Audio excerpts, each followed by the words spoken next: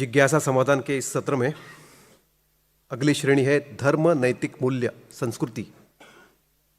प्रश्न करता है नवनीत मुणोत जी, नरसीराम जी, रणजीत पुराणिक जी, साकार यादव जी, डॉक्टर प्रभाकर उकले, कुणाल अग्रवाल जी, भूपेंद्र पंड्या जी, राजीव खांडेकर जी। 3 छोटे छोटे प्रश्न हैं, इकट्ठा कह रहा हूँ। आर्थिक विकास के दौर में धर्म व संस्कृति की अवधारणा, उसका संरक्षण और उसके अनुसार कर्म, इसे कृपया स्पष्ट करें। कई स्वयंभू लोग विविध व्याख्या देते हैं, उसमें से सही व्याख्या को कैसे आगे बढ़ाएं? मंदिर स्वच्छता कैसे बनाए रखे? संघ इसके लिए क्या कर रहा है, क्या काम कर रहा है? और बुद्ध और हिंदू धर्म को तुलनात्मक रूप से स्पष्ट करें। साथ ही मुस्लिम और ईसाई आदि लोगों को हिंदू धर्म कैसे समझाए?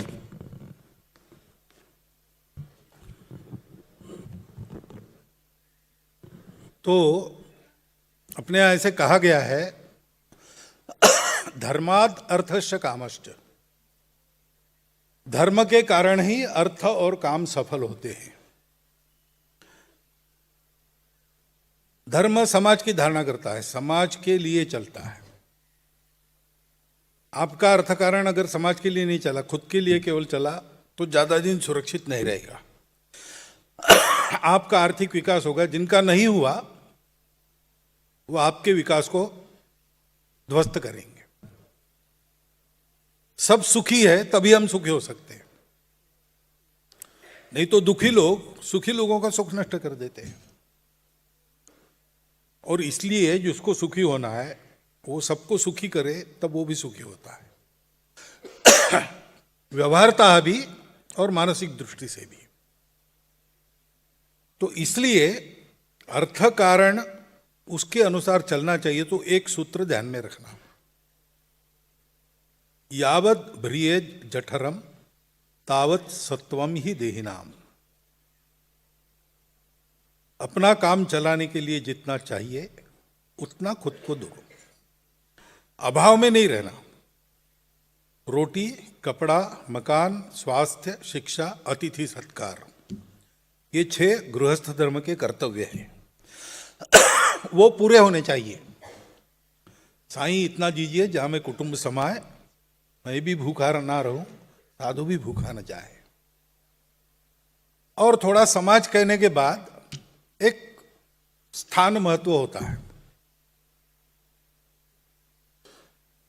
तो सन्यासी किसी भी वेश में रह सकते, बिल्कुल सादे वेश में, उनके लिए औपचारिकता नहीं है। गांधी जी जैसे महापुरुष और एक शाल लपेट पर और छोटी धोती पहनकर भी गोलमेज परिषद में जा सकते हैं। लेकिन सामान्यतः देशों के जो प्रमुख हैं उनको एक विशिष्ट प्रोटोकॉल पालन करना पड़ता है। ऐसे समाज में भी एक हैसियत रहती है, उसके हिसाब से रहना करना पड़ता है। उतना थोड़ा सा ज्यादा ये अलाउड है। इतना अपने लिए है, बाकी सब समाज के लिए है। तो पुराना रिवाज ऐसा था कि अपनी जो आय है उसका 1/6 खुद के लिए रखना, 1/6 अपने परिवार के लिए रखना, 1/6 ये भगवान पूजा इसके लिए रखना, 1/6 ये आड़े वक्त में काम आए इसलिए बचत में रखना, 1/6 ये धर्म के लिए रखना, समाज के काम, अस्पताल, धर्मशाला, पानी का स्थान वगैरह वगैरह, और 1/6 राजा को देना। अपनी आय में ये 6 हिस्से होते हैं। वो अपनी आय अपने लिए केवल नहीं रहती, मैं, मेरा परिवार और आड़ा वक्त, ये होने के बाद और 3 हिस्से देव, राजा और धर्म, इनके लिए है। तो इसलिए इससे ज्यादा जो लेगा उसको चोर कहा है। यो अधिकम मन्येत सस्तेनो दंडमर्हति। 2 हाथों से कमाना, सहस्त्र हाथों से बांटना। धन के उपयोग 3 हैं, दानम, भोगो, नाशः। ये तीन गति है धन की। या तो आप अपना धन दान करो अथवा उसका उपभोग करो, नहीं तो वो नष्ट हो जाएगा। उपभोग पर संयम बरतो और दान में अधिकतम दो, ये धन का उत्तम विनियोग है। तो ये बात देते हैं तो ये बिल्कुल प्रैक्टिकल है, यानी ये पुराना है, संस्कृत है, इसलिए वो जमाना गया ऐसा नहीं है, आज भी ऐसा है। आप ऐसा नहीं करोगे तो नक्सलवादी आएंगे, आप ऐसा नहीं कहोगे तो गरीबों की आह कहाँ कहाँ ले जाएगी देशों को, कुछ बता नहीं सकते। और इसलिए धर्माद अर्थश्च कामश्च स धर्मम किम न सेव्यते, ये आज भी उतना ही लागू है। अब व्याख्या मैंने वचनों के आधार पर दी है, मुझे भी आप स्वयंभू कह सकते हो, लेकिन वो वचन है उसका मैंने आपको बताया, मेरा अपना कुछ नहीं है इसमें। स्वच्छता कैसे बनाए रखे उसके बहुत टेक्निक है, लेकिन स्वच्छता बनाए रखनी है, ये मंदिर है, ये पवित्र रहना चाहिए, ये भाव संचालक और भक्त दोनों में जागरूक होता है, तब स्वच्छता रहती है।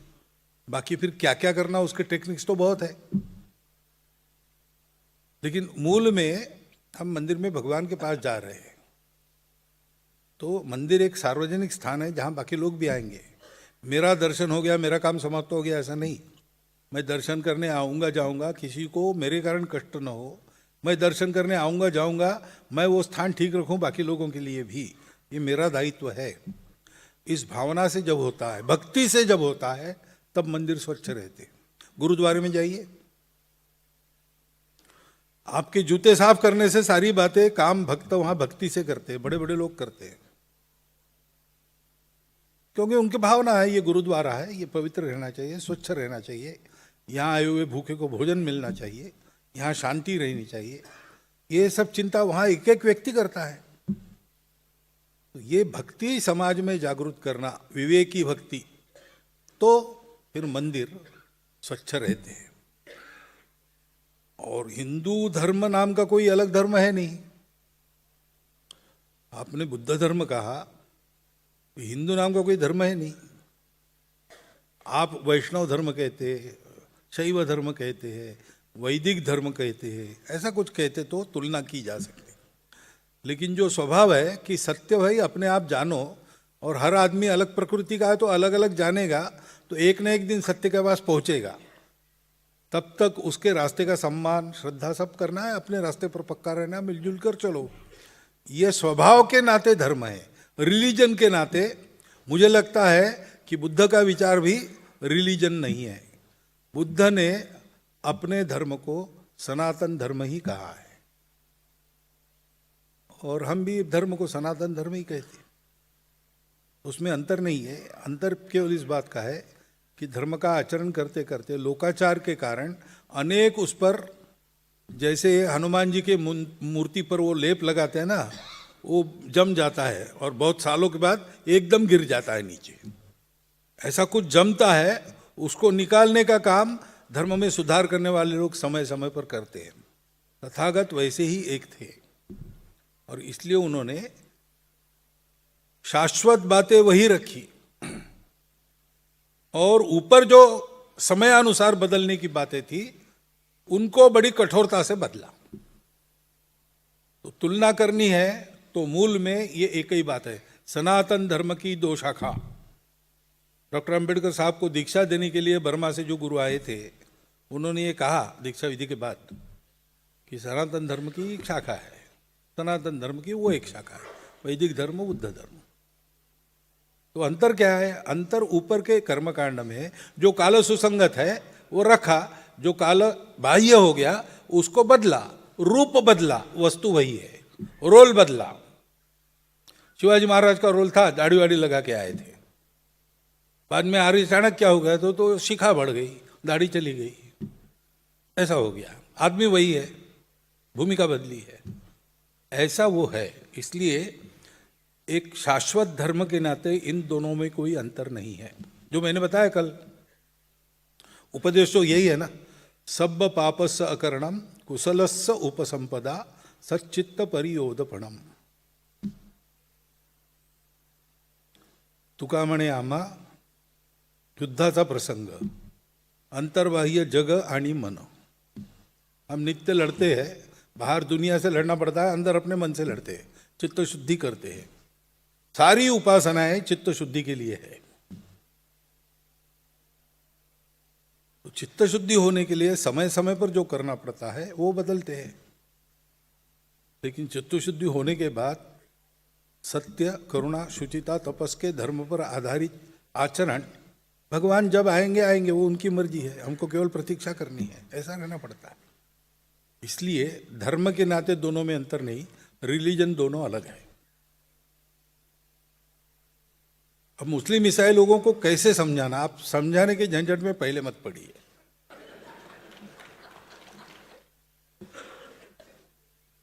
दोस्ती हो जाने दीजिए, आपका विश्वास उन पर, उनका विश्वास आप पर। ऐसा होने के बाद आप समझाएंगे, पहले समझ लो ईसाइयत क्या है।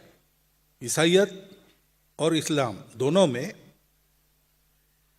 जो शाश्वत है और जो बाद में जुड़ गया है वो सुसंगत नहीं है। इसलिए इस्लाम कहते हैं कि शांति का है, परंतु शांति तो कहीं दिखती नहीं, क्योंकि सब दुनिया के सब रिलीजन्स के पीछे एक स्पिरिचुअलिटी है, आध्यात्मिकता है। वो आध्यात्मिकता से जब रिलीजन दूर जाता है तो फिर वो नाश का कारण बन जाता है, विकृत बन जाता है, डोमिनेटिंग बन जाता है, एग्रेसिव बन जाता है। जब अध्यात्म पर अधिष्ठित है रिलीजन तो वो चित्तशुद्धि करता है, भगवान की ओर ले जाता है। तो मुझे लगता है कि आज जो स्वरूप दिख रहा है ईसाइयत और इस्लाम का, वो पैगंबर साहब का इस्लाम या ईसा मसीह की ईसाइयत नहीं है। उसमें जो राजनीति जुड़ गई तुरंत बाद में, रोम के सम्राट पहले पोप बने और इधर खलीफा की गद्दी को लेकर झगड़े शुरू हुए। उसके बाद जो आया है वो पॉलिटिक्स है ज़्यादा, वो प्रभाव वर्चस्ववाद है। तो इस जंजाल से निकलकर सच्चे इस्लाम को, सच्ची ईसाईयत को समझो। तो रामकृष्ण परमहंस कहते हैं, जो तो मत तो पथ। पहले आप ये समझो, दोस्ती करो, उसके बाद उनको बताओ कि भाई धर्म सबका एक है, मानव धर्म है, वो सनातन है, और आजकल उसी को हिंदू धर्म कहते हैं। तो बदलना कुछ नहीं है, सच्चे धर्म पर आना है। इस्लाम छोड़ने की, ईसाईयत छोड़ने की जरूरत नहीं, सच्चे ईसाईयत इस्लाम पर आओ। वो तुम करोगे तो ये सब झंझट चली जाएगी तुम्हारे मन से। लेकिन ये दोस्ताने के बाद ही बता सकते। तो पहले आप दोस्ती करो, दोस्ती के लायक उनको बनने दो, हम बने, बाद में ये बात हो सकती है। और पहले पहले बात मानना दुनिया में रिवाज है। लोग शक्ति को मानते, सुनते उन्हीं का है जिनके पीछे कोई ताकत है ना। मैं अभी अमेरिका में जाने वाला हूँ अगले साल, ये शताब्दी कार्यक्रम की, तो वहाँ मैं भी भाषण की शुरुआत करूँगा, my American brothers and sisters. Swami Vivekananda ने कहा तो 3 मिनट तालियां बजती रही, मेरे पर कोई ताली नहीं बजाएगा, मुझे मालूम है। तो कहने वाले विवेकानंद है तब अलग परिणाम होता है। तो हिंदू को सबके अपनेपन की और शांति की बात कहनी है, लेकिन दुनिया पहले हाथ में डंडा है कि नहीं ये देखती है।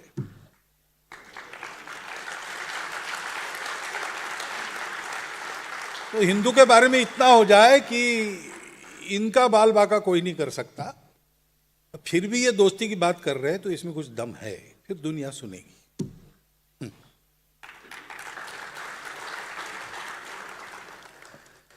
प्रश्नों का अगला समूह है ग्लोबल अफेयर्स। प्रश्न करता है मंजीत जी, वृषाली कदम जी, अनिकेत देव जी, साहिल जोशी जी। एक प्रश्न है, what has been the impact of the RSS on Bharat's foreign policy? What issues do you believe are hindering Bharat from becoming a Vishwa Guru? How should Bharat balance economic growth and spiritual growth in society so our values system gets stronger but without slowness in economic prosperity? Should Bharatiya cuisine be promoted more effectively to the world? और एक प्रश्न है, RSS and Swadeshi Jagran Manch are very sensitive about outside products specially in agriculture. What is your view on India US deal? अब deal का मैंने बहुत अध्ययन नहीं किया है, लेकिन अंतर्राष्ट्रीय आर्थिक व्यवहार तो चलेंगे. आइसोलेशन में आज कोई देश जी नहीं सकता, तो लेन देन चलेगी, तो डील्स होंगे, और डील्स में कुछ मिलेगा, कुछ देना भी पड़ेगा, ऐसा ही रहता है. तो कम से कम नुकसान अपना हो, नुकसान अपना न हो, बने तो विन विन डील करे, नहीं तो अपना विन तो श्योर करे. ऐसे ही डील सब लोग करते हैं, हमको भी वैसे ही करना पड़ेगा. वो किया होगा ऐसी आशा है, क्योंकि ये जो हम एडमिनिस्ट्रेशन देख रहे हैं पिछले 10 वर्षों से, वो अड़ने वाला और तन के खड़ा होने वाला है.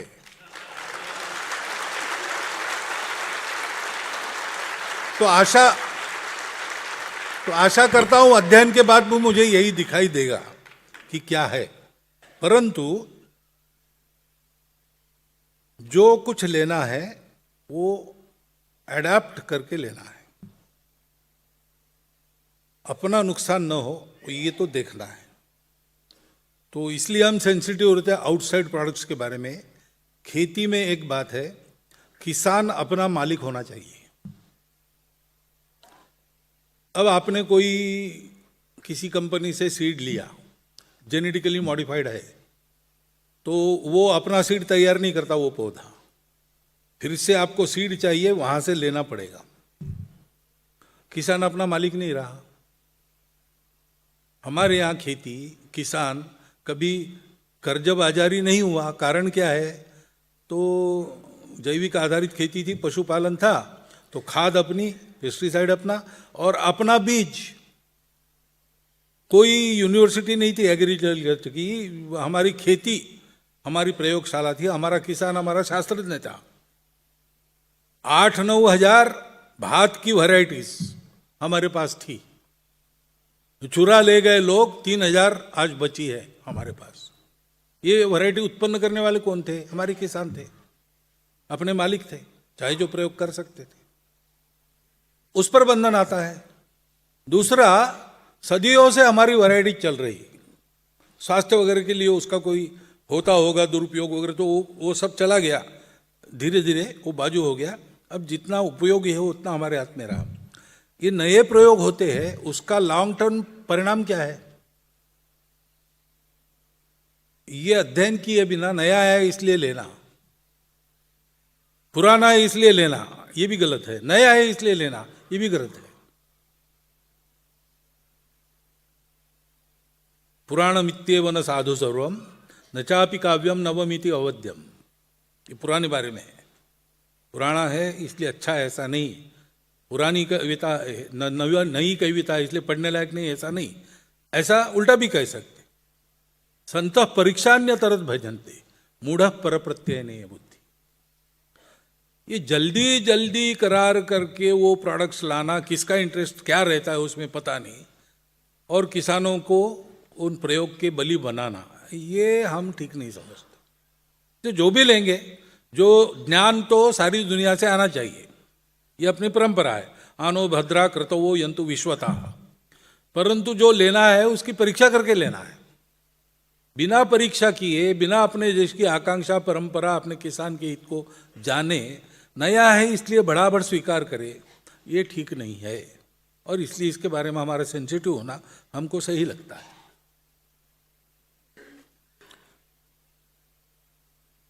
बताया सब, इकोनॉमिक और स्पिरिचुअल ग्रोथ के बैलेंस के बारे में बताया मैंने.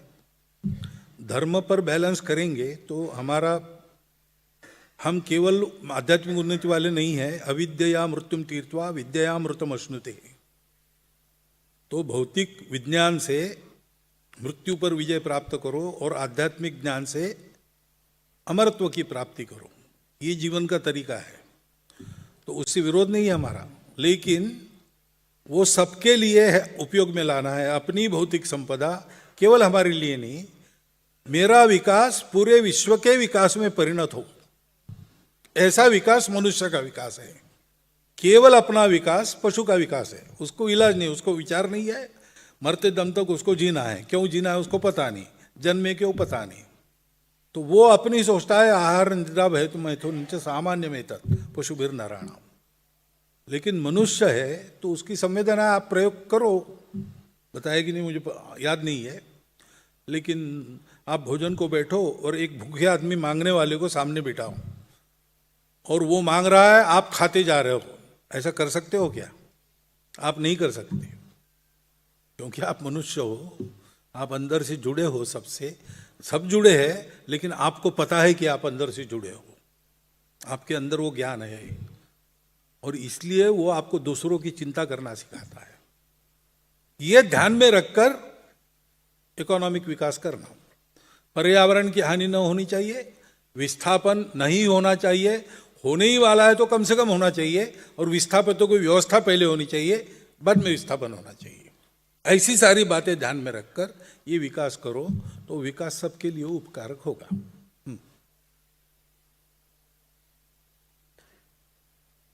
हिंदुत्व इस समूह के प्रश्नकर्ता है श्री रमन मोहन कुकरेती जी, संदीप चौहान जी, पूनम दुलाराम जी, श्रीनिवास जी, एस बालकृष्ण जी। प्रश्न है, हिंदू राष्ट्र की परिकल्पना क्या है? राष्ट्रवाद, हिंदुत्व और अंत्योदय, क्या आप इसे दैनिक जीवन के लिए व्यवहारिक रूप से समझा सकते हैं?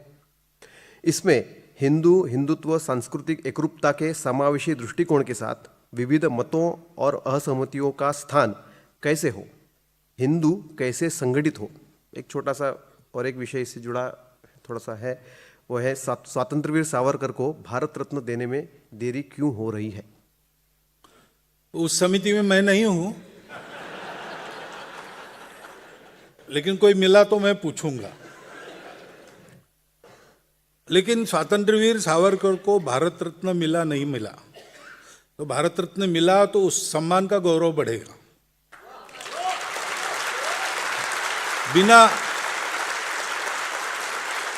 बिना उस सम्मान के ही वो लाखों करोड़ों हृदयों के सम्राट बने हैं।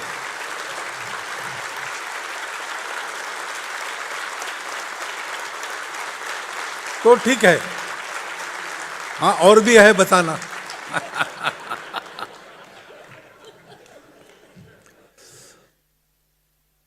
तो हिंदू राष्ट्र की परिकल्पना मैंने स्पष्ट की कल। ऐसा है, राष्ट्र के बारे में, राष्ट्र के घटकों के बारे में अपने यहाँ एक चाणक्य का सूत्र है। राष्ट्र क्या होता है? उसकी आत्मा है जो शाश्वत है, वो जब तक वो है तब तक वो राष्ट्र है। वो है जनपदवती भूमि। भूमि यानी भूमि, जल, जन, जंगल, जानवर सब, इकोसिस्टम, बायोडाइवर्सिटी सहित वो भूमि, और वहाँ का जन। वो जन जनपद कब कहलाता है, समाज कब कहलाता है?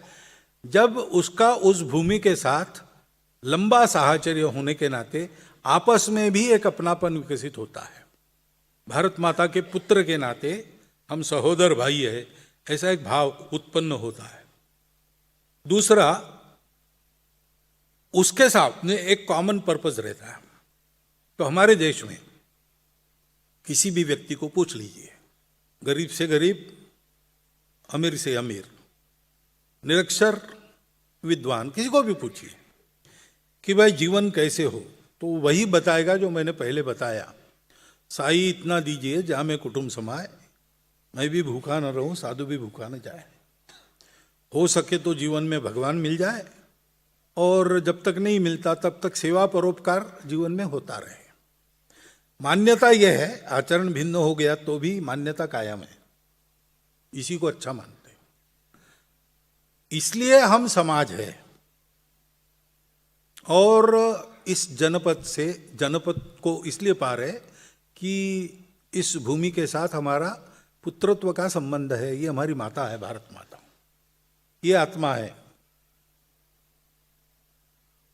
और इसकी संस्कृति सनातन काल से जो है, जो प्रथम संस्कृति विश्ववारा भारत की है, यानी दुनिया की है, जिसको सनातन संस्कृति कह सकते हैं, भारतीय संस्कृति कहते ही है, वो हिंदू संस्कृति ही है। और इसलिए डॉक्टर हेडगेवार कहते थे कि भारत को अपनी मातृभूमि में मानने वाला एक भी हिंदू भारत में जीवित है तब तक हिंदुस्तान हिंदू राष्ट्र है।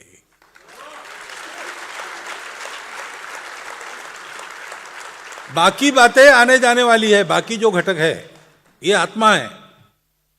ये है तो शरीर बहुत होते हैं, लेकिन ये केवल आत्मा है, उसका शरीर होना पड़ता है जो हम बना रहे सब लोग मिलके। वो क्या है? जनपदवती भूमि के बाद राज्य, बल, दुर्ग, कोश, अमात्य और सुहृद। तो राष्ट्र है, उसकी रक्षा के लिए राज्य चाहिए। पहले जब धर्म पूर्ण था तब नहीं था। न राज्यम नैव राजासीत न च दंडो न च दांडिका धर्मेणैव प्रजा सर्वे रक्षन्ते स्म परस्परम। ऐसी एक स्थिति थी जिसको हम सत्ययुग कहते हैं। परंतु बाद में हमारी बुद्धि में चलन आ गया तो फिर राजा की आवश्यकता पड़ी। आजकल प्रजातांत्रिक सरकार है, राजा के फॉर्म्स अनेक हो सकते हैं, लेकिन राज्य चाहिए। राज्य चाहिए तो उसकी शक्ति चाहिए, तो उसका बल होता है, सारे फोर्सेस, और उसके फिर एस्टेब्लिशमेंट होते हैं, किले होते हैं, ये होते। आजकल किले नहीं होते, लेकिन कैंटोनमेंट्स होते हैं, कई बातें होती है। तो वो सारा एस्टेब्लिशमेंट है दुर्ग। अब ये सब चलाना है और देश का व्यापार भी, अर्थ कारणों के सब चलाना है, तो इकोनॉमी चाहिए, तो कोश वो है। इसको सब चलाने वाले प्रामाणिक निस्वार्थ बुद्धि के गुणी और विद्वान लोग चाहिए। तो अमात्य है, मिनिस्टर्स, वो ऐसे हो ऐसी अपेक्षा है, कभी होते कभी नहीं भी होते, वो है। और फिर राज्य, बल, दुर्ग, कोश, अमात्य और सुहृद, यानी दुनिया में जीना है तो दुनिया में अपने मित्र चाहिए। अब अंतर्राष्ट्रीय राजनीति में वो बदलते रहते हैं, लेकिन मित्र होने पड़ते हैं। ये सब उसके बाहरी अंग है, शरीर है, जो बदलते भी रहते हैं।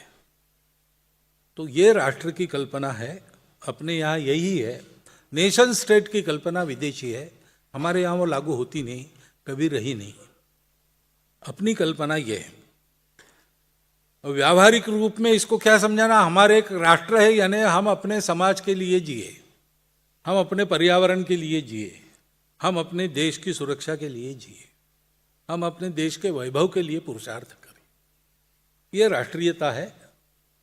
हम कौन है इसका स्पष्ट ज्ञान अपने हृदय में होना चाहिए। नहीं तो हम है यानी क्या है, भारत यानी भारत क्या है, हिंदू यानी हिंदू क्या है, ये समझे बिना हम किसके लिए काम करें ये स्पष्ट नहीं होता। शत्रु मित्र बोध स्पष्ट नहीं होता, और इसलिए उसको मन में स्पष्ट रहकर इसके लिए काम करना, ये राष्ट्रीयता है, ऐसा हम समझा सकते हैं। समझाते और समझ भी जाते लोग। कल मैंने ऐसे ही कुछ कहा तो आपने तो तालियां बजाई कल, तो लगता है कि आपको समझ में आया होगा, लेकिन बार बार सुनना पड़ता है तब आता है समझ में। चलो, और हमारा समावेशी दृष्टिकोण है, विभिन्न मत है। समानो मंत्र समिति समानी समानम मन सह चित्तमेशाम, ऐसा है संगठन सूक्त में। विनोबा भावे जी कहते हैं कि ये ऋग्वेदकारों का मानवीय मन का ज्ञान कितना गहरा था उसका निदर्शक है। उन्होंने कहा समान मंत्र हो सकता है, समिति समानी ये भी हो सकता है, समानम मन ये भी हो सकता है, लेकिन चित्त किसी का एक होना असंभव है। जितने आदमी उसने अलग अलग चित्त, लेकिन ऋग्वेदकारों ने समचित्त नहीं कहा, उन्होंने कहा सहचित्त। यानी आपका चित्त अलग है, मेरा चित्त अलग है, आपका विचार अलग है, मेरा, लेकिन हमको साथ चलना है। आप सत्तारूढ़ है, हम विरोधी है, आप कम्युनिस्ट है, हम हिंदुत्ववादी है, ये सब रहता है, लेकिन हमको इस देश में साथ रहकर इस देश को बड़ा करना है। ये सहभावना, ये मूल है हमारे सभी विचारों में, ये सहभावना आती है। तो सृष्टि का कोई भी घटक ऐसा नहीं है जिसको जगह नहीं है। मेंढक को भी स्थान है, सांप को भी स्थान है, सांप को खाने वाले गरुड़ का भी स्थान है, सबका स्थान है। कोई ब्रह्मा जी की सृष्टि में कोई भी बिना कारण नहीं है, एक धूल का कण भी उसका प्रयोजन है। ये हमारा पहले से दृष्टिकोण है। इसलिए असहमति का, विविध मतों का स्थान क्या है? उनको व्यक्ति की स्वतंत्रता है, लेकिन समाज जीवन को, राष्ट्र जीवन को हानि न पहुंचे, इस मर्यादा में वो चलते हैं। और सामूहिक निर्णय जो होता है उसके साथ सब हो जाते हैं। अपना मत चर्चा तक है, निर्णय होने के बाद जो निर्णय है वही हमारा मत है। ऐसे चलने का अनुशासन अपेक्षित है।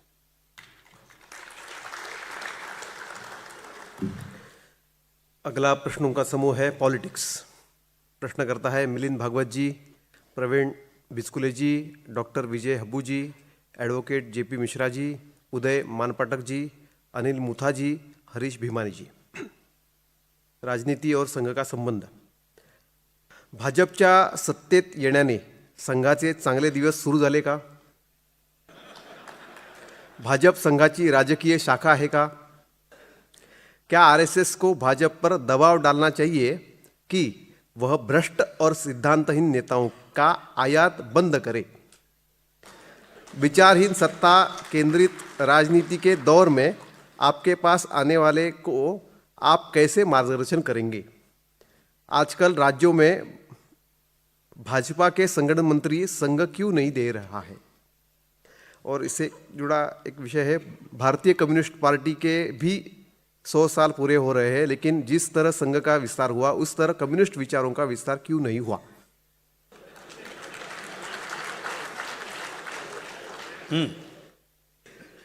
अच्छा, तो कम्युनिस्ट पार्टी के लिए जो प्रश्न है वो आपको वहां पूछना चाहिए। वो अगर हमसे आकर पूछते तो हम उनको मार्गदर्शन करने के लिए तैयार हैं।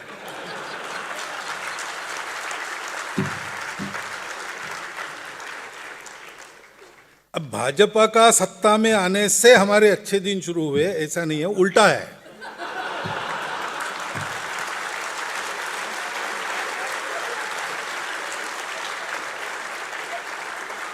कल मैंने बताया था, हम एक विचार और नीति लेकर चलते हैं। जैसे जैसे हमारी शक्ति बढ़ती है हम उसका प्रतिपादन करते हैं, प्रचार करते हैं, लोग उसको मानने लगते हैं। अब लोगों में अगर वो नीति स्वीकार हो गई तो चुनावी राजनीति में जो उस नीति का पुरस्कार करते हैं उनको अपने आप लाभ होता है। किसने करना है हम नहीं बताते, उनकी मर्जी है।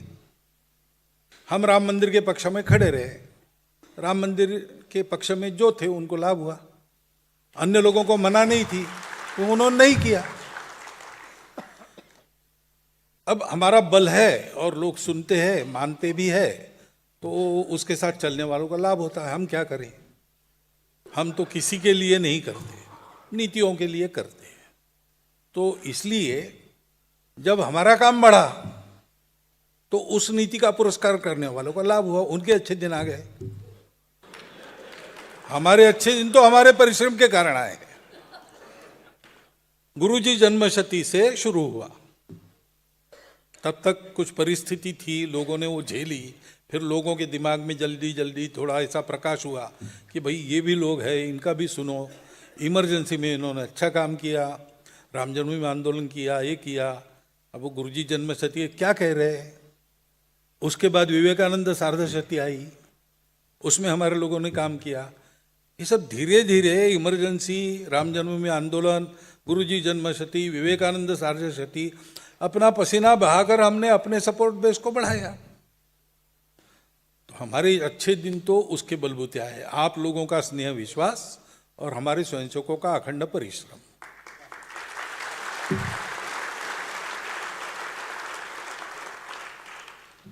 अब हमने उन पर कोई दबाव डाला नहीं, किसी पर डालते नहीं। हम पुरस्कार करते हैं, सिद्धांतिक राजनीति और राजनीति में नीति, इसका ही पुरस्कार करते हैं। तो अब करना तो मैंने कल बताया, ये सब अलग स्वतंत्र स्वायत्त है। कोई शाखा संघ की शाखा देखनी है आपको तो आप आइए, संघ की शाखा में आइए, तो आपको वहाँ कोई राजनीति नहीं मिलेगी।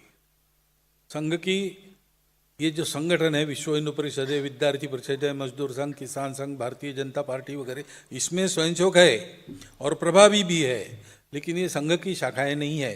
ये स्वतंत्र, अलग, स्वायत्त, स्वावलंबी अपने अपने संगठन, अपना अपना कार्यक्षेत्र, उसके लायक कार्यपद्धति, अपना अपनी कमेटी, अपना अपना कोष और स्वतंत्र निर्णय ऐसा वो करते हैं। सलाह मांगते तो हम सबको देते हैं। वो और हमारे स्वयंसेवक है, मांगते हैं तो हम देते हैं। खतरा कुछ नजर आ गया उनको बताते हैं, करना उनका काम है। घर में 5 भाई हैं, 5 लोगों के अपने अपने बिजनेसेस है। भाई है तो भाई जैसे रहेंगे ही, लेकिन इसका मतलब तुम्हारा बिजनेस मैं चलाऊंगा, मैं बताता हूं ऐसा करो, ऐसे तो होता नहीं ना। बिजनेस वाले लोग बैठे ही यहाँ, उनको पता है ऐसा ही है। तो उनका पुण्य उनके पास, उनका पाप थोड़ा सा हमारे सर पर आता है, क्योंकि यहां से गए, उसका कोई इलाज नहीं, वो हमारी रिस्क है और लेते हैं। और इसलिए उनको हम बताते हैं। लेकिन हमको ये भी पता है कि राजनीति पर दबाव संघ का या किसी का नहीं होता है, राजनीति पर दबाव होता है मतदाताओं का। सिद्धांतहीन राजनीति चल जाती है, इसलिए चलती है, नहीं चलेगी हुआ तो कोई नहीं करेगा। जो मैंने कहा पहले कि वो वोटवादी है, सब अपना तंत्र ऐसा है कि राजनीति वोटवादी है, वोटवादी निरंतर अधिकाधिक होते जा रही है।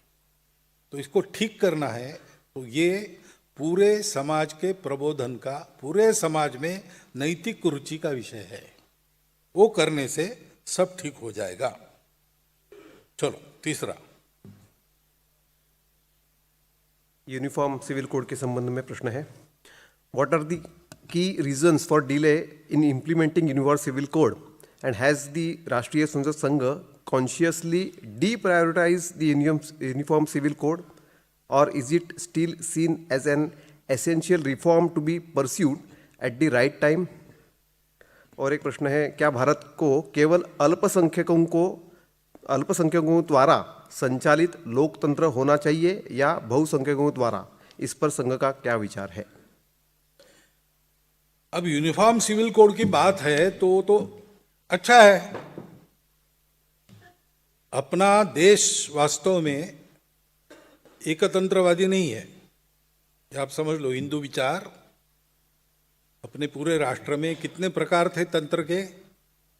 स्वस्ति साम्राज्यम भौज्यम स्वराज्यम वैराज्यम पारमेष्ठ्यम राज्यम महाधिपत्यम समंतपर्यायी सार्वभौम इतने सारे गवर्नेंस की सिस्टम्स चल रही थी एक ही देश में, अलग अलग भूगोल अलग अलग है, सारी बातें अलग अलग हो जाती है, सब जगह एक नहीं चलता, ऐसे चल रही थी।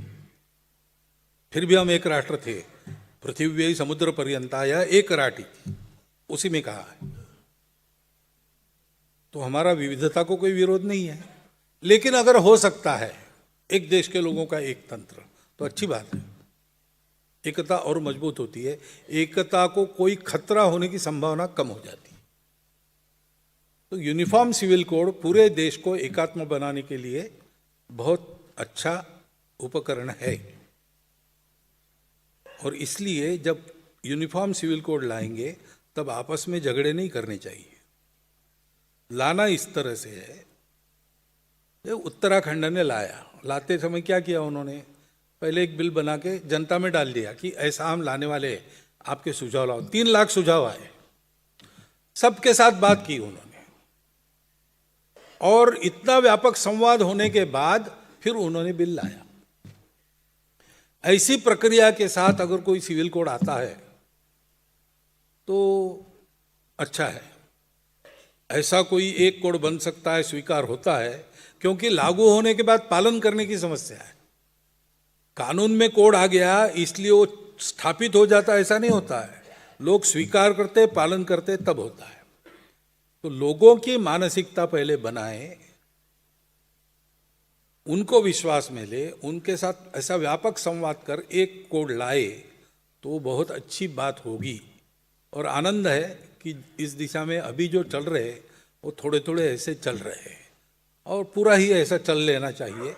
अगर आ गया तो हम स्वागत करेंगे, लेकिन ध्यान रखना विविधता में एकता वाला हमारा देश है।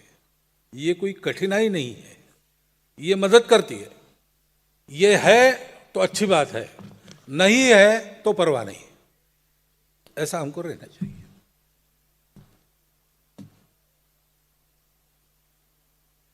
जीवन शैली समूह का प्रश्न है। देखिए ना, अल्पसंख्यक की बहुसंख्यक, हम इसको मानते नहीं। अपना एक देश है, यहाँ मेजॉरिटी माइनॉरिटी का संवाद नहीं चलना चाहिए। हम एक ही पॉलिटी है, हम सब एक है, इसी आधार पर सारी राजनीति होनी चाहिए। तो प्रजातंत्र यानी पूरी प्रजा वो प्रतिनिधित्व होती है, वो लोग चलाते हैं, तो उसमें प्रजा का ये भाग चलाएगा, ये भाग झेलेगा, ऐसे नहीं होता है।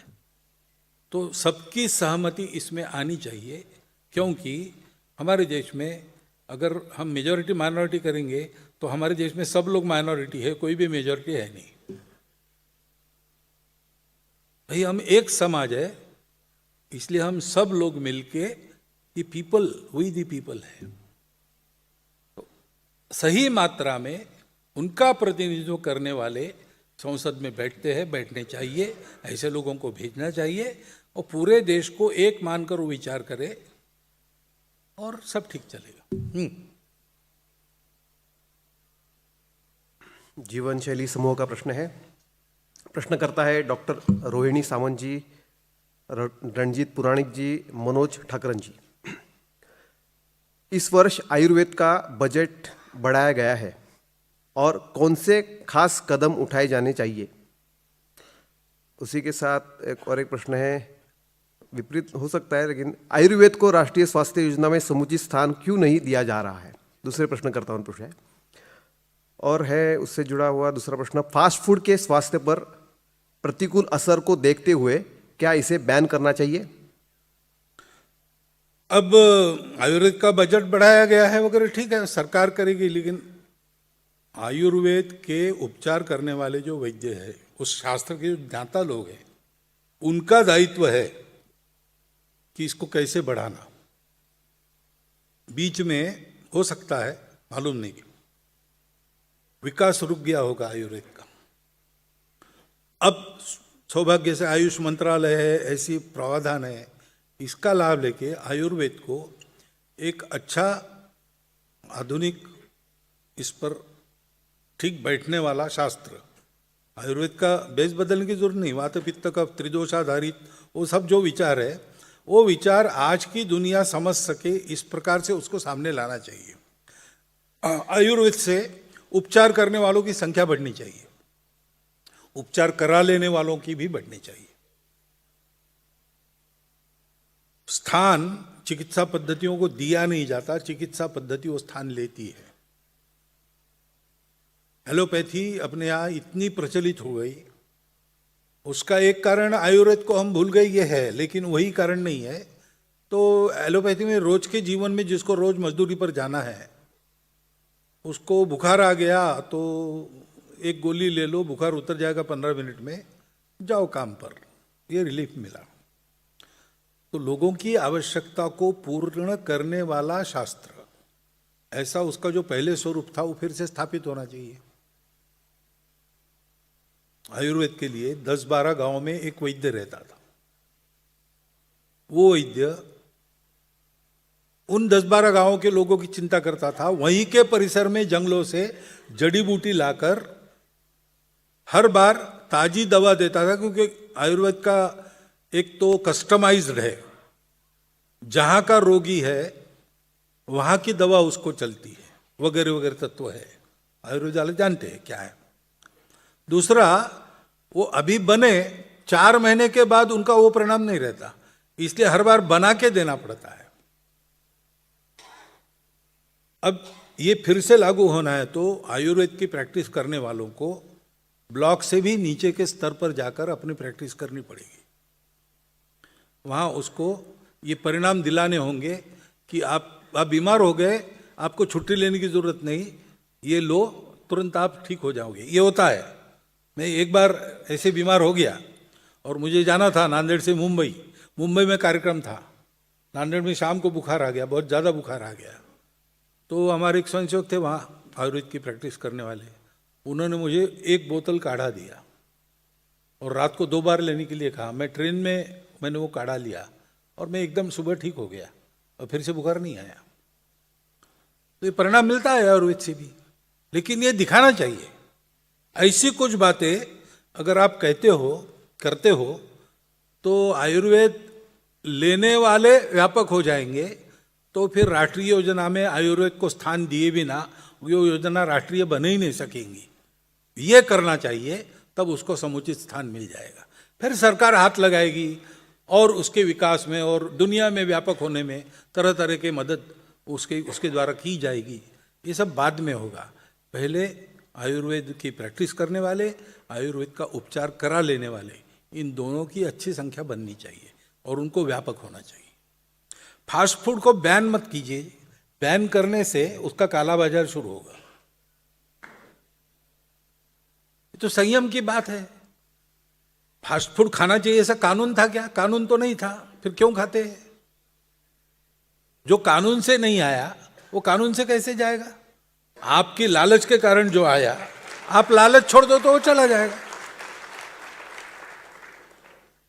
अपने पास फास्ट फूड है भारत का, या महाराष्ट्र में कच्चा चिवड़ा खाते, वो क्या है? झाल मुड़ी खाते बंगाल में, वो क्या है?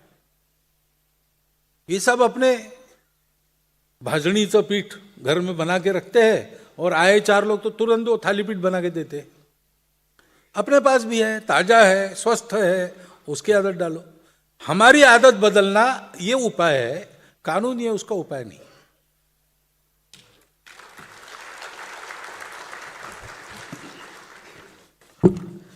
पर्यावरण के विषय में प्रश्न करता है प्राध्यापक गणपति यादव जी। पेरिस समझौते के वादों को पूरा करने के लिए हमें कार्बन डाइऑक्साइड उत्सर्जन को 2050 तक तथा ग्रीन हाउस गैसेस के उत्सर्जन को 2070 से पहले समाप्त करना है। क्या आरएसएस इस मुद्दे को प्राथमिकता के आधार पर उठा सकता है? अब हर बात आरएसएस ने ही उठाई चाहिए, ऐसा क्यों है भाई? आरएसएस को एक काम है जो समय देके भी पूरा नहीं होता, मनुष्य बनाने का। तो वो उसमें तो आप है नहीं, तो कम से कम ऐसे मुद्दे आप लोग उठाओ ना। ऐसा है कि जनजागरण तो हम करते हैं इन सब बातों का। अब ये पेरिस के समझौते में वादे हमने पूरे किए। आज तक ऐसे अंतर्राष्ट्रीय सम्मेलनों में जो वादे हुए उसको पूरा करने वाला समय सीमा में एक ही देश है, भारतवर्ष, दूसरा नहीं है। तो भी ये भी वादे हम पूरे कर लेंगे। लेकिन इसमें एक उल्टी बात मुझे नजर में आती है कि ये सारे देश हमको कार्बन इम्प्रिंट कम करने, हम इस देश में 10,000 साल से ऊपर है और हमने उद्योग चलाए हैं। पूरे दुनिया में हमारे वस्त्र फेमस थे, सारी बातें। अब बीच में आक्रमणों में हम रुक गए, नहीं तो टेक्नोलॉजी हमारी थी सर्वत्र। हमने कभी पर्यावरण की समस्या उत्पन्न नहीं की। तो विज्ञान के आधार पर प्रकृति के शोषण के साधन प्राप्त होने के बाद पश्चिम में जो विकास का दौर आया उसके कारण सारी समस्या है। उनके वादे वो पूरे नहीं कर रहे। हम पर्यावरण के प्रेमी हैं, हमको अपने देश की चिंता, इसलिए इन वादों के पूरे करने का सवाल आपने उठाया, अच्छी बात है। लेकिन जरा उनको भी पूछिए ना कि भी आपने वो जो धुआं छोड़ने वाली फैक्ट्रियां वगैरह बनाई है वो कब बंद करेंगे आप? आपने जो अन्नों को विषयुक्त बनाने वाले फर्टिलाइजर्स वगैरह ठीक अपने देश में बैन करके बाहर देश में आप भेज रहे हैं, वो कब बंद करेंगे आप? हम करेंगे, हमने वादे पूरे किए हैं। हमारे खून में है पर्यावरण के साथ जीना। हम तो अलग से बताने की जरूरत नहीं, हम जानते हैं उसकी अहमियत। लेकिन ये एक अलग दिशा में विकास के पथ पर सारे देश को अग्रसर कर रहे और सारे तंत्र ऐसे बना रहे कि सब देशों को उसी में चलता रहे ताकि हम ठीक रहे, बाकी लोगों के साधन हमारे पास आए। यही तो दिख रहा है ना। इसको भी बदलना पड़ेगा, थोड़ा उस पर भी सवाल उठाइए। लेकिन है, पर्यावरण गतिविधि है हमारी, वो काम करती है और देश के कई पर्यावरण तज्ञ हमारे संपर्क में है। उनके द्वारा ये जो आपकी अपेक्षा है वो काम होता है। लेकिन कृपया आरएसएस ठेका लेने वाला संगठन है ऐसा मत समझिए। बहुत से काम समाज को अपने करने हैं, तब होंगे, अकेले संघ के करने से भी नहीं होंगे।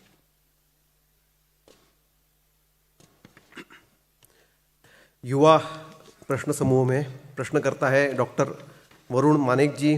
चंद्रकांत देशपांडे जी, डॉक्टर सरिता गुलवणे, आशीष शाह जी, आशीष गोयल जी, प्रभाकर उकले जी, विवेक पटवर्धन जी, डॉक्टर दीपश्री नरेंद्र देसाई, अशोक तावड़े जी।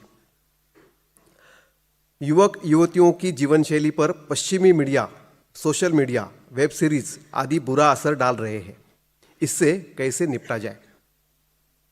युवाओं विशेषकर जेन जी तक हिंदुत्व, चरित्र निर्माण, अपनी गौरवपूर्ण पहचान और एक अच्छे नागरिक के नाते उनकी भूमिका के बारे में आपकी दृष्टि और विचारों को कैसे पहुंचाई जाए? युवा पीढ़ी लेट नाइट पार्टियों से हटकर सत्संग पार्टियों की ओर बढ़ रही है। सकारात्मक बात बताइए। युवाओं की इस वृत्ति का उपयोग संघ अपने कार्य विस्तार के लिए कैसे कर सकता है?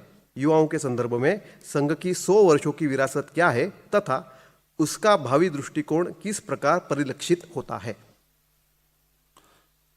संघ चिरतरुण संगठन है, उसमें सभी पीढ़ियां काम करती है और नई पीढ़ियों को जल्दी जल्दी आगे लाने का काम होता है। पुरानी पीढ़ी जगह बना देती है, क्योंकि संघ के कार्यकर्ताओं को पता है कि ये काम पूरा होने तक करना है, पीढ़ी दर पीढ़ी चलने वाला है, इसलिए हम ही हमेशा संचालक रहे ऐसा नहीं है।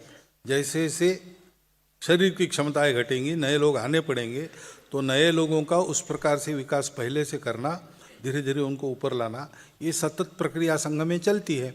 इसलिए संघ में हमेशा तरुण कार्यकर्ता रहते हैं और संघ की आयु, एवरेज आयु आज के तारीख में 28 साल है। हम चाहते इसको और कम करना है, 25 साल के अंदर आ जाए तो अच्छा रहेगा। ये अभी 28 साल की है, ऐसी हमारी आयु है और इसलिए हमको चिंता नहीं। भावी दृष्टिकोण क्या है, इस विचार के साथ जिनको करना है, तो जिस पीढ़ी में ये काम पूरा होगा उसको पूरा करने वाली उस समय की तरुण पीढ़ी होगी, ये पक्का है, क्योंकि ऐसे ही काम चलता है। अब ये बात सही है, जेन जी देख रही है, पूछ रही है और उनको ये बात समझ में आ रही है कि एक आइडेंटिटी नाम की चीज बड़ी महत्वपूर्ण है और हम कितना भी स्वांग करें भाषा भूषा के बारे में, विलायती होने का, उसकी प्रतिष्ठा नहीं है। अगर मैं घोर जंगल में रहने वाला कोई अनपढ़ आदिवासी हूं और मैं उसी रूप में सबको कहता हूं कि मेरे हाथ में भाला है, कमर में एक वस्त्र लपेटा है और मैं शिकार करके खाता हूं और तो मेरी प्रतिष्ठा है। मैंने ये सब छोड़ दिया, मैंने तुम्हारे जैसा सब कुर्ता पैजामा पहन लिया या फुल पैंट बुशकोट पहन लिया, अंग्रेजी में बात करता हूं, तो कहते ठीक है, मालूम है ये हमारा है, तुम्हारा क्या है। ये उनके ध्यान में आता है इसलिए वो खोजना प्रारंभ करते हैं। जब वो खोजना प्रारंभ करते तब उनको बताने वाला कोई नहीं है, क्योंकि नई पीढ़ी के बारे में पुरानी पीढ़ी बहुत चिल्ला रही है, लेकिन जो हिंदुत्व वो देना चाहते हो उनको मालूम है क्या? हम उनकी भाषा में उनको अपनी छाती सौंप सकते हैं क्या? पहले वो करना पड़ेगा। वो आने वाले, इधर ही आने वाले, क्योंकि ये सारी बातें जो आपने कहा, पश्चिमी मीडिया, सोशल मीडिया के बुरे असर होंगे कुछ दिन, लेकिन इसका नतीजा क्या होने वाला है? वो ठोकर ही लगेगी और कुछ नहीं होगा। सारा यूरोप, सारी अमेरिका अब चिल्ला रही है। मैंने जो बताया कल, संघ को देख के वो लोग क्या कहते हैं कि हमको भी सिखाओ ये तरीका, क्योंकि उनके यहां भी संकट है, सबको चिंता है नई पीढ़ी की। तो ये पश्चिम का अनुकरण करेंगे तो वो चिंता इनके भी मन में आने वाली है। वो वापस आएंगे तब उनको रिसीव करने वाला, सपोर्ट देने वाला कौन है, ये सवाल है। हमने तैयार होना है और उनको प्रेम से, जैसा उस पीढ़ी का स्वभाव है, उनके प्रश्नों का समाधान करते हुए, उनको थोड़ी स्वतंत्रता देते हुए हमने उनको बेसिक्स बताए, तो उनको ढालकर नए पीढ़ी के अनुसार उसके आचरण का मॉडल वो स्वयं विकसित करेंगे। ये रेव पार्टी ऐसे चलकर अब सत्संग पार्टी आ गई है क्या? हमने थोड़ी बताया, संघ ने। उन्होंने अपने मन की कल्पना की और उन्होंने एक ऐसा मॉडल निकाला जिसमें सारे युवा जुटते हैं, प्रेम से भजन गाते हैं। यही समाज की एक स्वाभाविक प्रक्रिया है। इसको थोड़ा सा स्पीड अप करना है, और स्पीड अप करने के लिए हम लोगों को ये समझना पड़ेगा कि नई पीढ़ी हमसे ज़्यादा प्रामाणिक है, देशभक्ति और सेवा का अपील उनको ज़्यादा है। उनके तर्क से उनको समझाइए, उनको जरा प्रयोग करने दीजिए, अपना प्रेम दीजिए, अपने कृपा की छाव दीजिए, और अगर भटकते हैं और ठोकर खाकर वापस आते हैं तो उनको संभालिए। ये करने से धीरे धीरे नई पीढ़ी भी भारत का रंग हड्डियों तक जाता है। बाकी सारे दुनिया के कुप्रभाव स्किन डीप है, उससे ज़्यादा नहीं है। तो धीरज रखकर चलिए, हो जाएगा।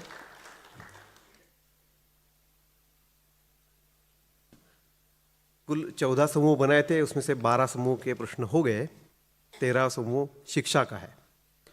शिक्षा, इस विषय में बहुत सारे लोगों ने प्रश्न पूछे हैं।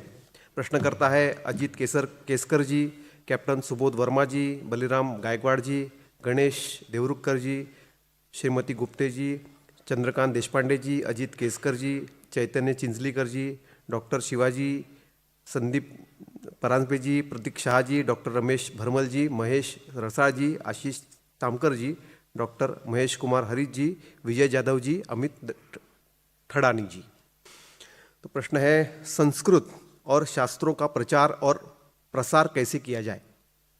क्या आज के आर्टिफिशियल इंटेलिजेंस के युग में भारतीय साहित्यिक धरोहर को डिजिटलाइज करते हुए विश्व की अन्य भाषाओं में भी अनुवाद करने के लिए कोई योजना बनाई जा रही है?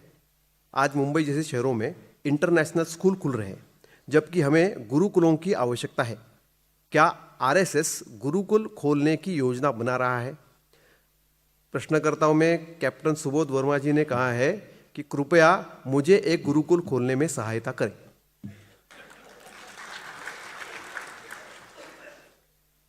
तो संस्कृत बोलनी चाहिए तो उसका प्रचार होगा। भाषा वो जीवित रहती है जो लोग बोलते हैं।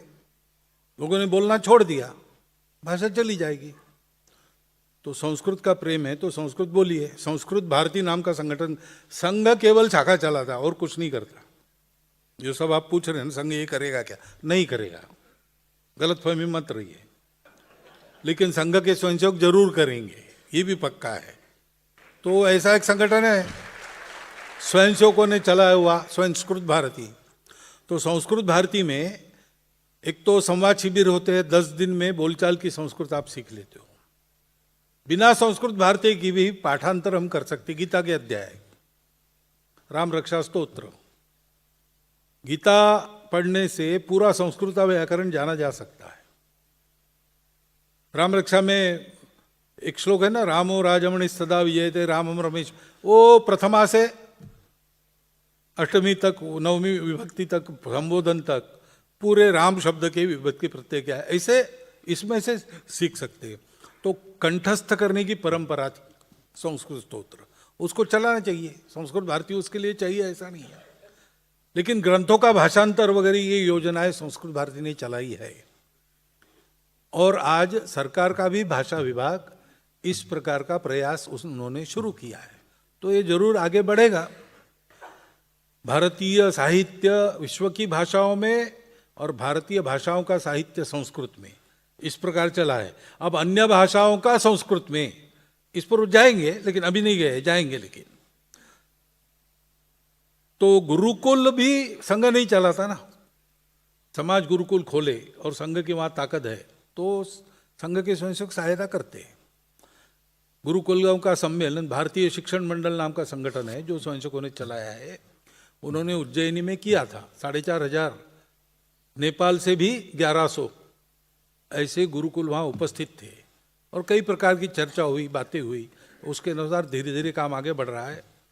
सांदीपनी गुरुकुल को और एक नोडल एजेंसी सरकार ने उसके बाद ही बनाया है। संघ के स्वयंसेवक गुरुकुल चलाते हैं अनेक जगह पर। सबसे पहले शुरू हुए, इसलिए सबसे आगे है। ऐसे कर्नाटक में है, हरिहरपुरा में गुरुकुल है, मंगलोर के पास पुत्तूर के निकट एक गुरुकुल है महिलाओं का, मैत्री गुरुकुल। ऐसे बंगलोर में खुद एक गुरुकुल है, ऐसे गुरुकुल है।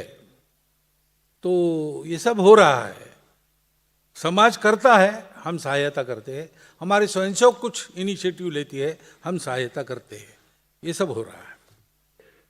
और आपको सहायता अगर चाहिए तो मुझे मत बताइए, बहुत समय जाएगा। संघ में आप स्थानीय कार्यकर्ताओं से संपर्क रखिए तो आपका काम तुरंत हो जाएगा। संघ में उल्टा चलता है, ऊपर से नहीं कुछ होता है, नीचे से चलाने वाले भी वही है, उनके मन में आता है तब होता है। हमारे बोलने से हम वो बोलते हैं जो वो कर रहे हैं, हमारे बोलने से वो नहीं करते, वो जो कर रहे हैं वो हम बोल रहे हैं। शिक्षा व्यवस्था में शीघ्र परिवर्तन की आवश्यकता है। क्या कॉलेज शिक्षा के लिए बनी एनईपी की तरह माध्यमिक पाठ्यक्रम में भी भारतीय ज्ञान परंपरा तथा मूल्य आधारित शिक्षा, हमारा सही इतिहास, सामूहिक जीवन शैली आदि विषय शामिल किए जा सकते हैं? इसी के साथ साथ विद्यार्थियों में रचनात्मकता तथा कौशल विकास, पाठ्यक्रम की गुणवत्ता, परीक्षा प्रणाली में सुधार के बारे में भी ध्यान देने के संबंध में आपके विचार क्या है? आचार्य धर्मपाल जी द्वारा वर्णित ऐसे ही विषयों को आज के आधुनिक संदर्भों में कैसे लागू किया जा सकता है? क्या आरएसएस मातृभाषा में स्कूली शिक्षा के संबंध में कुछ कार्य कर रहा है? आरएसएस नहीं करता, विद्या भारती करती है। मातृभाषा माध्यम के उत्तम विद्यालय चलाना यही उनका प्रत्यक्ष कार्यक्रम है। और 23,000 या 27,000 ऐसा कुछ आंकड़ा है पूरे देश में, ऐसे विद्यालय चल रहे हैं। परंतु गार्डियन लोग स्वदेशी भाषा में बच्चों को भेजे, नहीं तो उनको भी कभी कभी इंग्लिश माध्यम लागू करना पड़ता है, सीबीएसई को लेकर उसके माध्यम से।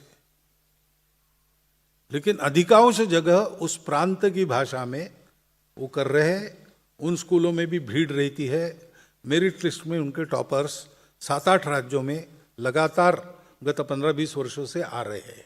ऐसे स्तर के विद्यालय वो चलाते हैं। तो विद्या भारती ये काम करती है। बाकी माध्यमिक पाठ्यक्रम में भी भारतीय ज्ञान परंपरा तो आने वाला है। इंडियन नॉलेज सिस्टम, वास्तव में नाम भी भारतीय भाषा में ही रखना चाहिए, भारतीय ज्ञान परंपरा। कम से कम अंग्रेजी में भारतीय नॉलेज सिस्टम करना चाहिए। वो करेंगे, लेकिन जो कर रहे हैं वो भी कम नहीं है, वो धीरे धीरे ला रहे हैं और आगे दिखेगा। पाठ्यक्रमों से लेकर तो कई बातों में ये उसका प्रतिबिंब उन प्रयासों का अभी आएगा, अगले साल से, अगले सत्र से दिखना प्रारंभ होगा, ऐसा लगता है। फिर रचनात्मक कौशल विकास वगैरह, इसको प्रोत्साहन देने वाला भी उन्होंने बताया है। वो सिस्टम तो वो ला रहे, इम्प्लीमेंटेशन राज्य सरकारों के हाथों में है और शिक्षकों के हाथों में। शिक्षकों का पहले ट्रेनिंग ठीक से होना चाहिए, तब ये लागू होंगे। और राज्य सरकारों में राजनीति नहीं चाहिए, क्योंकि केंद्र में जिनकी सरकार है उनका हमारा विरोध है, हम यहाँ आने नहीं देंगे। ऐसा अगर राज्य के प्रमुख कहेंगे तो फिर कौन क्या कर सकता है। और इसलिए फिर शिक्षा में भी समाज के द्वारा प्रयास होने चाहिए, वो जल्दी परिवर्तन आएगा और ज़्यादा इफेक्टिव होगा। और ऐसे हो रहा है। अभी मैं, लेपा नाम का स्थान है खरगोन जिले में, वहाँ गया था, तो उन्होंने ऐसा ही किया है।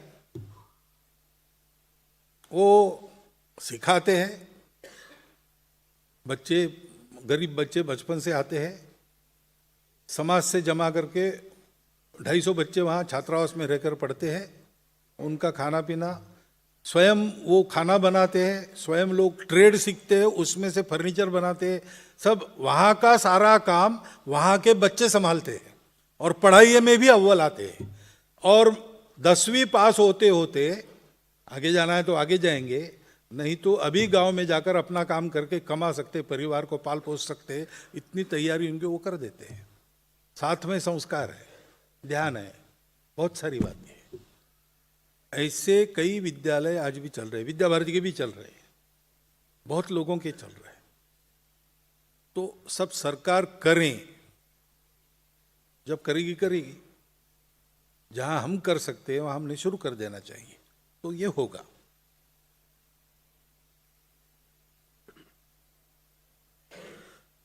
राइट टू एजुकेशन अधिनियम और उसमें अल्पसंख्यक संस्थानों को बाहर रखने वाले संशोधन के दुष्परिणाम सामने आ रहे हैं।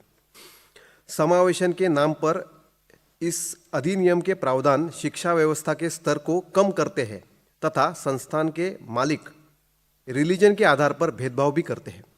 इस विषय पर आपके विचार क्या है और क्या इस स्थिति को सुधारने की कोई योजना है? अब हर नियम का दुरुपयोग होता है, तो इसमें समाज का भी दायित्व है। नियम भी ऐसा बनाना चाहिए कि उसका दुरुपयोग कोई न कर सके, इस विषय में सरकार का भी दायित्व है। और दोनों मामलों में जो विषय आपने बताया उसमें कमी है, ये बात तो सत्य है। अब उसको ठीक करना है तो एक बात तो अपने हाथ में है, समाज की ओर से जो ठीक होना चाहिए वो करना। दूसरी तरफ समाज के द्वारा बार बार ये कहना कि इसको सुधारो। पार्टी का अधिनियम है, वो उसमें अल्पसंख्यक स्कूलों पर लागू नहीं होता, तो इसका फिर प्राइवेट स्कूलों में वो लागू होता है तो वहाँ का खर्चा वो बढ़ाते हैं पैसा वापस करने के लिए। तो ऐसी कई उसमें से स्नैग्स है, इसको ठीक करने की आवश्यकता है। करना सरकार को है, सरकार में स्वयंसेवक है, उनको हम बताते रहते हैं जहाँ जितनी क्षमता जिसकी है वहाँ उतना होता है, बाकी नहीं होता है। नहीं होता है ये सही नहीं है, लेकिन हम बैकसीट ड्राइविंग नहीं करते। होना चाहिए, उसके लिए प्रयास चलेंगे तो हम साथ हैं, इतना पक्का। और क्या है, एक ही पूछा ना? कला और क्रीड़ा समूह। नहीं, एक मिनट, इसमें पूरा हो गया क्या? हाँ, हो गया। प्रश्न करता है सौरभ शाह जी, डॉक्टर भरत बलवली, किशोर नादावडेकर जी, नारायण डाले जी, डॉक्टर मोनिका ठक्कर, प्राध्यापक रणजीत चामले जी, उदय देशपांडे जी, प्रोफेसर मनोज रेड्डी जी, मिलन वैद्य जी। कला और क्रीड़ा के दो प्रश्न हैं, इकट्ठा पढ़ता हूँ समय के कारण। कला के माध्यम से समाज जागरण तथा हिंदू संगठन का काम प्रभावी ढंग से किया जा सकता है। हाल ही में बनी धुरंधर जैसी फिल्में और अधिक संख्या में बननी चाहिए। संघ और सरकार इसके लिए क्या कर सकते हैं? साथ ही चित्रकला को प्रोत्साहन देने के बारे में संघ की नीति क्या है? क्रीड़ा से जुड़ा हुआ प्रश्न है, भारत के विश्वगुरु बनने की यात्रा में खेल का, खिलाड़ियों का, युवकों का क्या योगदान होना चाहिए? विश्वविद्यालय विभिन्न प्रतिस्पर्धाओं में पदक जीतने के लिए एवं खेलों के विकास हेतु बुनियादी ढांचा प्रशिक्षण हेतु क्या योगदान दे सकते हैं? संघ पारंपरिक खेलों के पुनरुद्धार और प्रचार प्रसार के लिए शाखाओं के माध्यम से क्या प्रसार कर रहा है? ऐसा है कि दो संगठन काम करते, कला के क्षेत्र में संस्कार भारती, क्रीड़ा के क्षेत्र में क्रीड़ा भारती। उनके एजेंडे पर ये सारे विषय है। और इसके अलावा संघ क्या करता है? तो संघ में तो पहले से पारंपरिक खेल ही रहते हैं, छोटे खेलों से लेकर तो कबड्डी, खो खो, आटा प्याटा, ये तीन सारे भारत में प्रचलित है अलग अलग नामों से ये खेल। और ये बेसिक्स खेल है, सारे खेलों की बेसिक स्किल्स इनके प्रैक्टिस से सीखी जा सकती। हॉकी, क्रिकेट, सब में मैंने सुना कि यूरोप में ट्रेनिंग देते समय इन खेलों का, छोटे खेलों का उपयोग वो स्किल तैयार करने के लिए किया जाता है। तो ये तो संघ में पहले से चल रहा है, और जहाँ जहाँ ऐसे खेल होते हैं वहाँ संघ उसको प्रोत्साहन देता है। क्रीड़ा भारती इस प्रकार के टूर्नामेंट्स करती है। कबड्डी की क्या ओलंपिक, प्रसाद जी, है क्या ओलंपिक? देखो, हर जिले में कबड्डी की 100 स्पर्धाएं वो करा रहे हैं। ऐसे उपक्रम वो ले रहे हैं। अपने देश में ये शारीरिक साधना की संस्कृति बढ़ना और खेलों का क्षेत्र निरामय होना, माल प्रैक्टिसेस बंद होना और भारतीय खेलों को स्थापित करना, ये तीन बातें ध्यान में रखकर उनका सारा कार्यक्रम चल रहा है। जो जो उसमें रुचि रखते हैं उनसे संपर्क कीजिए, उसमें शामिल हो जाइए। संस्कार भारती यही सब काम करती है। तो उनके साथ कलाकार सब संपर्क रखे, धीरे धीरे होगा, एकदम सब बातें होती नहीं, धैर्य रखकर संगठन बढ़ाए, संगठन में शामिल हो, तो ये सारे काम यथावकाश होते हैं। और संघ के स्वयंसेवक, एक मैं बता सकता हूँ कि ऐसी जो फिल्में हाल में आई है महाराष्ट्र में विशेषकर, वहाँ और बाकी भी देश में, तो वहाँ विस्परिंग के द्वारा संघ के स्वयंसेवकों ने उनका खूब प्रचार किया है। एक देखता है वो 10 को बताता है ये बहुत अच्छा है, देखो देखो देखो। तो इसका एक इनडायरेक्ट परिणाम तो होता ही है ऐसे फिल्म को बढ़ाने के लिए। तो अब लोग राह देखने लगे कि अगला क्या आएगा, अगला क्या आएगा। ऐसा एक समाज में वातावरण उत्पन्न हुआ है, और ऐसी फिल्म होती है तो वो चल पड़ती है। इसलिए इसमें बहुत बड़ा योगदान संघ के स्वयंसेवकों का भी है।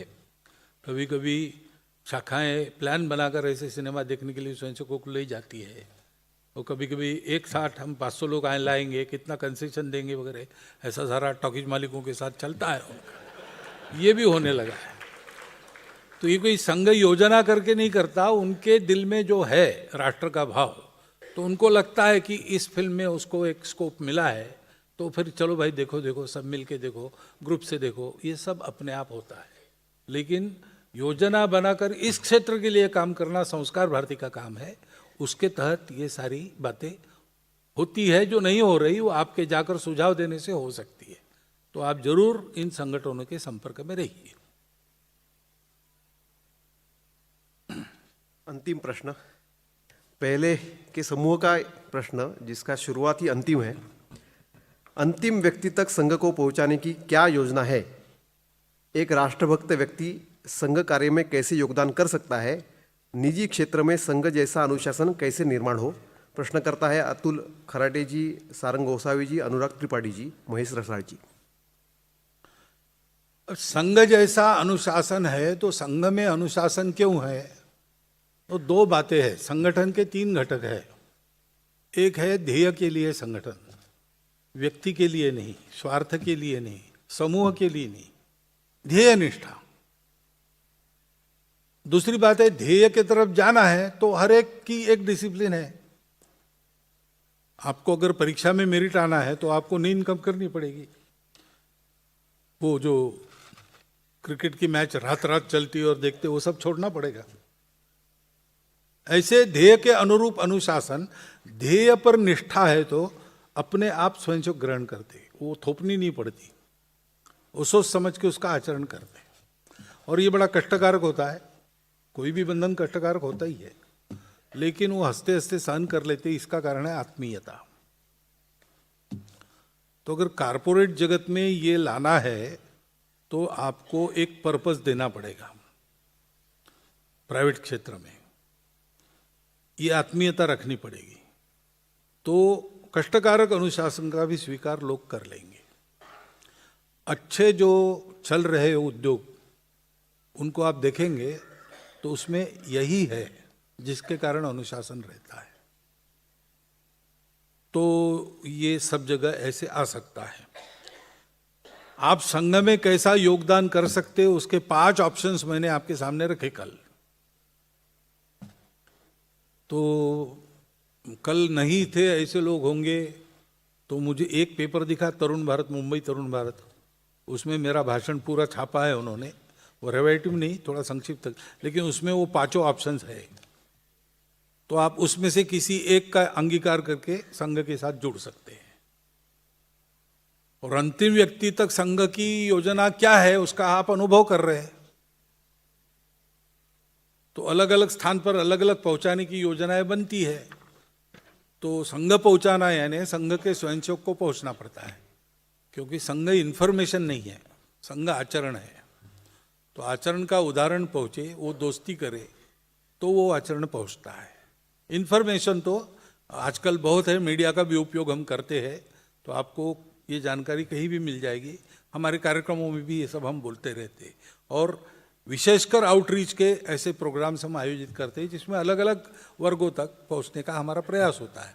लेकिन ये बात है इन्फॉर्मेशन की। संघ का कार्य पहुंचाना यानी तो संघ के आदमी को ही पहुंचना पड़ता है और उसको दोस्ती बनानी पड़ती है। वो उसकी अपनी एक स्पीड है, उस स्पीड से वो काम भी हो रहा है, निरंतर हो रहा है, उसमें खंड कभी नहीं पड़ा। 2-2 साल प्रतिबंध 3 बार रहे, एक आखिरी तो 2 साल भी नहीं था, कुछ महीना था और ढिलढ़ाला ही था, लेकिन प्रतिबंध के समय भी ये काम का फैलना ये शुरू रहा। अब संस्कार पहुंचाने की अपनी स्पीड है, उस स्पीड से वो काम हो रहा है। आप अगर उन 5 ऑप्शन में से कुछ स्वीकार करके एक्टिव हो जाते हैं तो इसकी स्पीड बढ़ेगी। और इसलिए अंतिम प्रश्न भी है और मुझे समाप्ति की एक रेखा भी लगानी है। तो कल और आज आपने जो कुछ सुना उसको समझिए, जो मैंने बताया संघ में है वो है कि नहीं, खातर जमा कर लीजिए और 5 में से कोई ऑप्शन चुनकर आप लग जाइए। संघ को समझना है तो परसेप्शन या प्रोपोगंडा से मत समझिए। मैं भी जो बोल रहा हूं उसे मत रुकिए, यहां मत रुकिए। मैंने जो बोला वो है कि नहीं, आप अंदर आके देख लीजिए। अपने अनुभव पर आप मत बनाइए। अपने अनुभव के आधार पर आप ये भी तय करते कि अब संघ का मैं विरोध करूंगा तो हमारे लिए ठीक है, क्योंकि आप अनुभव के आधार पर बोलेंगे तो हो सकता है हमको कोई सुधार की बात मिल जाएगी, हम अपने आप को सुधार लेंगे। निंदक नियरे राखिए आंगन कुटी छवा, ऐसा कहते हैं, लेकिन वो निंदक प्रामाणिक निंदक होते हैं, तो हमको मिल जाएगा। तो हमको आप मत क्या बनाएंगे इसकी चिंता नहीं है, वो आपका अधिकार है, लेकिन जो भी आपका मत बनेगा वो फैक्ट्स के आधार पर होगा, प्रोपोगंडा या परसेप्शन के आधार पर नहीं होगा।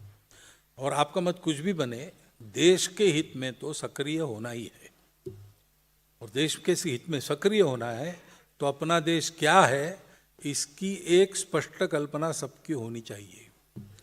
आप किसी भी प्रकार से किसी मत से बायस न होकर हम क्या है इसका ठीक से विचार करेंगे तो आप उसी निष्कर्ष पर पहुंचेंगे जिस निष्कर्ष पर संघ पहुंचा है। 1940 तक अपने देश की सभी विचारधाराओं के लोग उसी निष्कर्ष पर थे, हिंदुस्तान हिंदू राष्ट्र है, समाज में बदल लाना पड़ेगा, अच्छे व्यक्तियों को वातावरण उत्पन्न करना पड़ेगा। तीनों बातें। श्री रजनी पामे दत्ता भारतीय कम्युनिस्ट पार्टी के फाउंडर में एक थे। 1932 में उन्होंने एक पुस्तक लिखी। अंग्रेजों को उसमें उन्होंने कहा कि आप क्या समझते हैं, आपके आने से भारतवर्ष में कोई प्रगति हुई? आपकी वो डेमोक्रेसी वगैरह ये सारी बातें, अरे आप नहीं आते तो भी हमारे वेदों के आधार पर ये सब हम कर लेते। उस पुस्तक का रिप्रिंट 70 के दशक में हुआ, अभी भी है वो पुस्तक, इसको बदला नहीं गया, वो अभी भी है उसमें। द्वितीय महायुद्ध के समय जो विश्व के संबंधों में परिवर्तन आ गया, उसके चलते भारत के लोगों के राजनीतिक स्वार्थों में भी परिवर्तन आया, और तब से ये भ्रम शुरू हुआ हम क्या है। कोई कहता है अनेक राष्ट्र है, कोई सकता है एक राष्ट्र नहीं है, कोई सकता है कहता है अंग्रेजों ने हमको एक राष्ट्र बना। ये सब जो प्रवाद है वो उसके बाद आए हैं, डाले गए हैं, आए भी है स्वार्थ के चलते। लेकिन इन सब बातों को छोड़ देते हैं और शुद्ध विचार करते कि हम कौन है क्या है, तो एक ही निष्कर्ष पर आप पहुंचेंगे। ये हिंदू देश है, हिंदू इसकी परंपरा है, हिंदू इसका स्वभाव है। हम पूजा से, प्रांत से, जात पात से, खान पान रीति रिवाज से कुछ भी हो, सबसे ऊपर सबसे परे हम इस देश के हैं तो हम हिंदू हैं।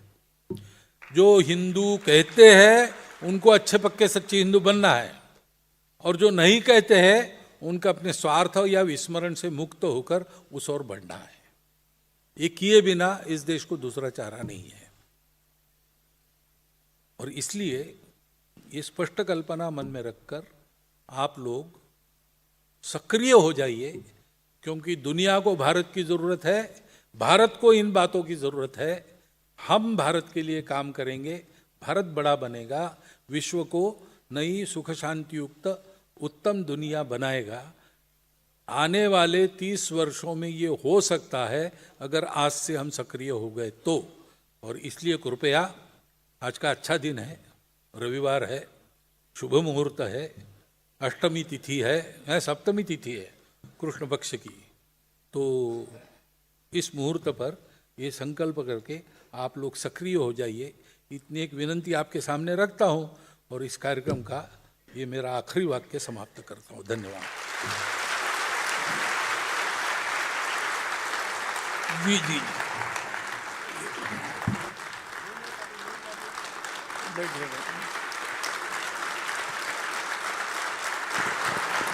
अब कुछ सूचना वगैरह सुननी है तो कृपया बैठ जाइए।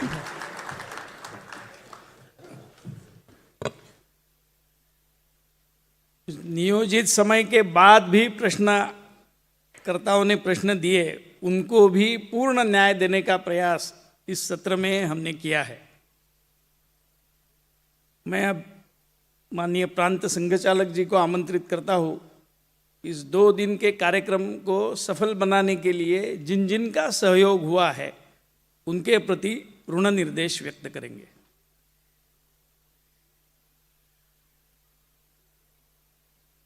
में जनगण में कार्यक्रमामध्ये उपस्थित असलेली सर्व मंडळी आणि कार्यक्रमासाठी सहकार्य केलेली सर्व मंडळी, सगळीच मंडळी आपली आहेत, त्यामुळे आभार कोणाचे मानायचे कसे मानायचे हाही प्रश्नच आहे। तरीसुद्धा कार्यक्रमाची औपचारिकता म्हणून काही नामोल्लेख करणं हे अत्यावश्यक आहे। त्यामध्ये जी आपल्याला जागा उपलब्ध करून दिले ते नेहरू सेंटरची व्यवस्थापन समिती, कोणतीही वास्तू ही माणसांशिवाय आणि व्यक्तींशिवाय संपन्न होत नाही, आणि म्हणून या नेहरू सेंटरच्या सगळे जे कर्मचारी आहेत, या कर्मचाऱ्यांनी जो आपलेपणाने सहयोग दिलेला आहे ते सर्व कर्मचारी, सर्व प्रशासकीय अधिकारी, सर्व सुरक्षा विभाग, वाहतूक विभाग, वैद्यकीय विभाग, अग्निशमन दल, विद्युत, जल आणि अन्य प्रशासकीय विभाग, तसेच मुंबईमध्ये पार्किंगची केवढी समस्या आहे आपल्याला माहिती आहे। त्यामुळे एटेरिया मॉल यांनी आणि NSCI यांनी पार्किंगसाठी जागा उपलब्ध करून दिली। तसंच आपण सर्वजण आपल्या व्यस्त दिनचर्येतनं 2 दिवस वेळ काढून संघप्रेमापोटी या कार्यक्रमामध्ये उपस्थित राहिलात आणि उपकृत केलात, त्याबद्दल आपल्यालाही धन्यवाद। या सगळ्यांचे पुनश्च एकदा राष्ट्रीय स्वयंसेवक संघ कोकण प्रांताच्या वतीने आभार मानतो, धन्यवाद व्यक्त करतो आणि माझा आभाराचा कार्यक्रम संपवतो। धन्यवाद।